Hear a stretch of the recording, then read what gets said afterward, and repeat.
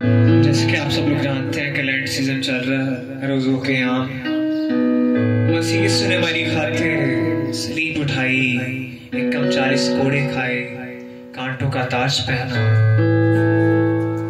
ताकि हम अपनी निजात को पा सकते हैं। आए हम तो सताइश के जरिया से उन दुखों को याद करेंगे जो मसीह यीशु ने हमारी खातिर उठाए, ताकि हम अपनी हयात की जिंदगी को पा सकते हैं। हत्था पैरां विच नीज़े मेरे यार, हत्था पैरां विच नीज़े मेरे यार, यीशु प्यारे आए